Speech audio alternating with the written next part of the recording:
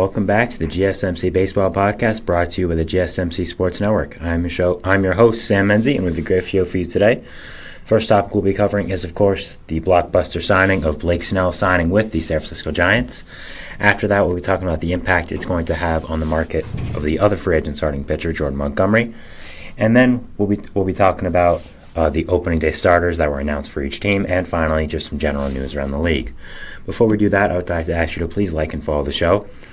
We do also get a number of questions from viewers, so to ensure that your question does get run in the air, please use the link gsmcpodcast.net. It really does help the show, and it really does mean a lot. So thank you so much for that, and let's get straight into the show.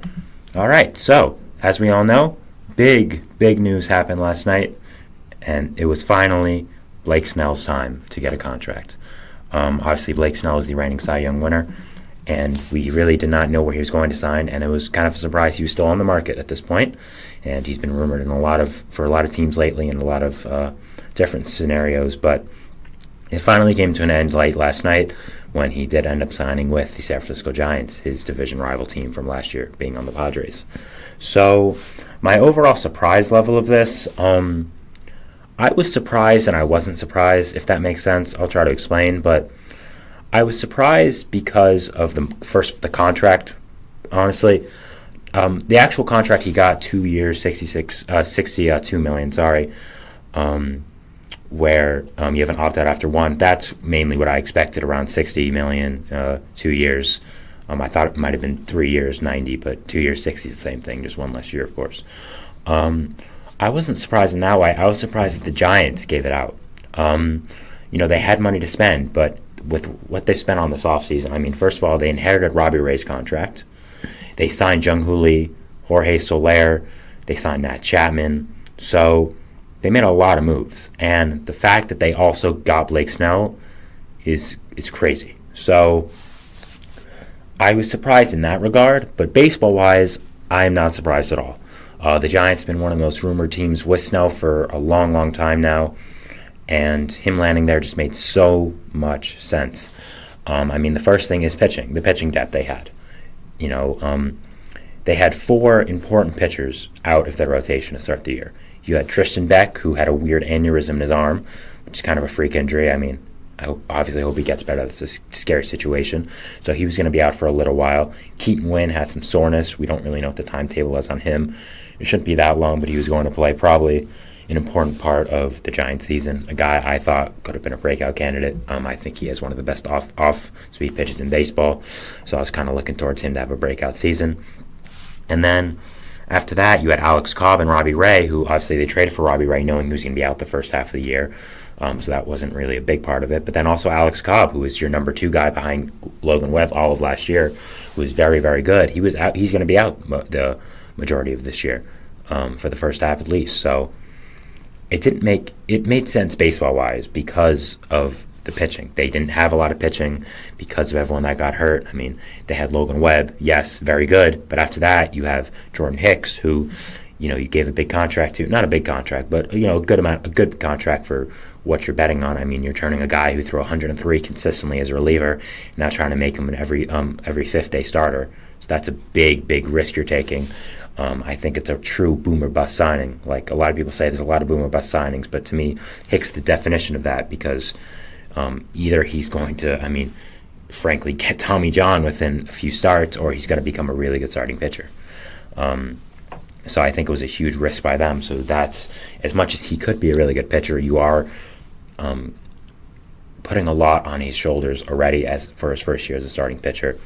And then after that, you have Kyle Harrison, who is a great player, a great prospect. But again, he's a prospect. He's a guy who doesn't have much major league experience. He came up a little bit last year, and was fine. But he still is a rookie. He's getting used to being a major leaguer.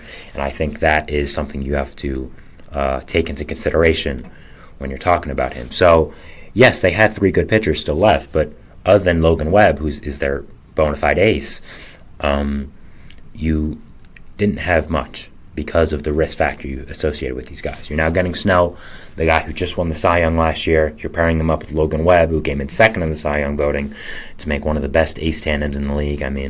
It's up there with teams like the Phillies and the Dodgers in the ways of ace tandems. So Obviously you're getting an amazing pitcher who helps your front of the rotation, but you're also solidifying that rotation because of the risks you had, and you're getting Snell, a guy who's shown he can do it.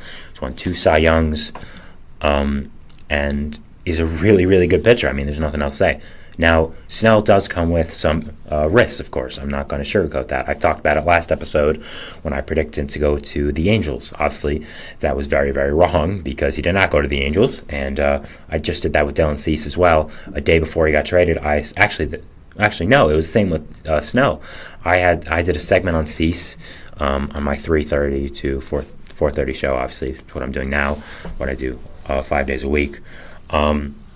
And I predicted him to go to the Texas Rangers, and then like 2-3 hours later, he got traded to the Padres. And Snell, I predicted to go to the Angels, and 3-4 hours later, he signed with the Giants. So not off to a hot start with the predictions, but everything's really a crapshoot in baseball and sports, so I'm not too concerned about it. But yeah, again, it made sense on paper. It's just I didn't know if they were going to give out the contract that he wanted because they already had given away so much money. And going on to what I was saying before, Snell is a very good pitcher, but he was still in the market for some reasons. There are some risks you are taking into consideration when you do sign Blake Snell. He doesn't go very deep into games. He's very on and off. 1 year he'll win the Cy Young literally, and then the other year he'll have a 4 ERA. So you take that into consideration. He walks a lot of people. So these are big risk factors, yes, but those risks are, becoming minimized now because you're signing him to a short-term contract. If a team like the Yankees or the Angels, per se, were to give Snell the 5 to 7 year contract he was looking for, those are big problems you have to watch out for. Him not going deep into games, him being up and down, him walking a lot of people. But because the Giants are only committing to him long-term, at the most it's 2 years. I think both sides are hoping it's 1 year, because if it's 1 year, that means Snell did really well, which is beneficial to both Snell and the Giants. So you're only doing that for 1 year, so those risks become mitigated a little bit. They become, a little bit less on the priority list because you only have him for the short amount of time. So that's why it made sense. It helped the Giants. It's helping the Giants now keep their long-term stability with the payroll. Now they gave out a lot of contracts, of course, but Soler was 3 years. Chapman was most likely 1 year. He's the same really as Snell, except he's 3 years, so I'd opt out after 2. Again, both sides are hoping it's 1 year. Chapman 1 year, Snell 1 year. Lee's really the only long-term one with 6, and Lee's a guy you're kind of hoping to develop as time goes on because he is coming from Korea, and you would like to mold him into a better MLB-level player. So yes, there are some risks here with Snell, but I think overall this is a great signing for the Giants. I've talked about it now, but baseball-wise, it makes a ton of sense. You needed pitching. You get Snell now to solidify that rotation, to get another top-tier guy in there with the injuries you've had. And now when those guys do come back, you can now have a rotation of Logan Webb, Blake Snell, Alex Cobb, Kyle Harrison, Jordan Hicks, Robbie Wright. Keaton Winn, Tristan Beck as swingmen who are going to fill in if someone else gets injured, I guess. But those are 6 above-average starting pitchers. Assuming everything goes well with Harrison, assuming everything goes well with Hicks. That's an incredible array of starting pitching. And the fact with Snell is he can leave next year and it won't be a problem because you're going to have Logan Webb, you're going to have Alex Cobb who you could potentially re-sign, you are going to have Kyle Harrison for the long term, Jordan Hicks for the long term, you have these guys like Keaton Winn and Tristan Beck. So it just makes so much sense baseball-wise that I think the Giants had to do it, and they did. And I love the signing, frankly. I think the ways people in your division have improved, you had to do something. The Dodgers, we all know what the Dodgers did. They signed the top 2 free agents on the market and then traded for another ace-level pitcher and signed some other great players. So, the Diamondbacks just made the World Series, made a bunch of good moves. The Padres just traded for Dylan Cease. So I think the Giants saw everything going on and said, you know what, we made a lot of moves. We signed Jung Hoo Lee. We signed Jorge Soler. We traded for Robbie Ray. We signed Matt Chapman. But we need one more thing. And I think getting Snell, the guy who I think has turned into an ace at this point because of the season he had, I think that was the finishing piece. And that shows him, okay, we're on the level with you guys, and I think we can do it. So, other than that, I mean, it made sense because of the other situations you had. I mean, Snell with Bob Melvin, that was another thing. Bob Melvin mentioned Snell's free agency and talked about how Snell was a good guy and he really wanted him to get the place he wanted to go to, get the bag, quote unquote. Obviously, he didn't really get the money he was looking for, but he has connection with Bob Melvin from San Diego, who's now the new manager in San Francisco. So he goes there, he reunites with him, he knows what the situation is there already. He stays in the NL West, stays in his home, stays around his area, his home around the area. He lives in Southern California, apparently. So he stays on that coast. He doesn't really have to get jet lagged starting off on the East Coast, something like that. Yeah, I mean, I think it's a great signing for him off and on the field, and I really, really like it. I think now what we have to look towards is the NL West and where the Giants factor in here. Now, are they better than the Dodgers? No. I think everyone can know that. Everyone knows that. I think even the most diehard Giants fans know that on paper they aren't better than the Dodgers. Now, I'm saying on paper because it's always on paper. I mean, I don't want to say this because it's, horrible, but God forbid tomorrow, Yoshinobu Yamamoto could tear his ACL. Like, these are just things that happen in baseball. And, I think on paper is what you have to look for here because you don't know what can happen tomorrow. So, on paper right now, as things stand here, March 19th at 3:41 p.m., the Dodgers are better. I don't think anyone's going to rebuttal that. I think the Diamondbacks are much better in my opinion. Now, I've actually seen a lot of people not really agreeing with that, but I've talked about it too many times. I'm going to go quickly over it. I love the Diamondbacks. I love the moves they've made.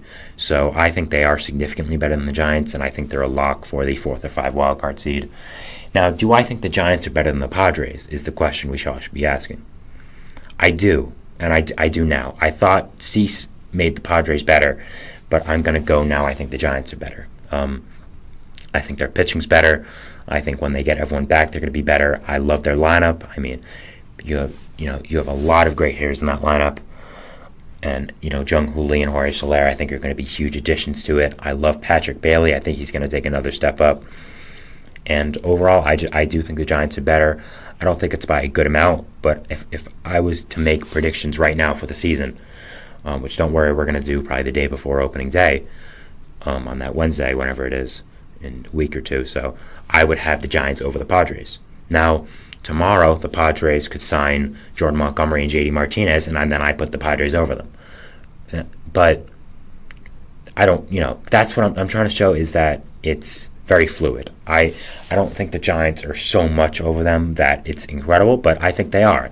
And I've talked about it a few times. I think there's tiers within the NL right now. I think you have the true contenders, which are the Braves, which are the Dodgers. I think you have the playoff locks, but not elite contenders in the Diamondbacks and Phillies. Then I think you have a lot of good, not great teams. Those teams, to me, are the Mets. I have the Cubs, the Reds, the Padres, and the Giants. I think all those teams are really going to be fighting for one playoff spot. The NL Central loser, of course, because the NL Central winner has to make the playoffs. But so I think there's a lot of good teams right now in that group. I think that's really the group that I'm looking for, kind of just mediocre teams a little bit. I think the Giants have transcended above them now with the Snell signing. I think he does make them that much better. Again, are there question marks with Snell? Absolutely. But I think he's going to be motivated to show everyone that he deserves that contract, that he wants to get, and that he didn't get. I think he wants to win with the Giants. I think he wants to make the World Series again. Make up for what happened last time where he got pulled and then the Rays immediately blew the game. It was the right decision to pull Snell, I will say. I know a lot of people disagree with that, but it was the right decision. But that's another topic for another day. But I think he's going to be motivated. I think he's going to do really well. And I think him and Logan Webb are going to be a great ace tandem. I think Alex Cobb and Robbie Ray are going to help when they come back. I think Kyle Harrison's going to break out. And I don't think that Jordan Hicks contract's going to be that bad. And I do think he's going to end up as a pretty good starter. So that's my thoughts on the Blake Snell signing, the big news of yesterday. That was our first segment. We're going to go to break. But after that, we're going to talk about the other free agent on the market, Jordan Montgomery. How does the Snell signing affect him? And what are some teams I potentially think could be involved now? So, we're going to talk about that, and we'll go to a break. So, see you after that. Bye.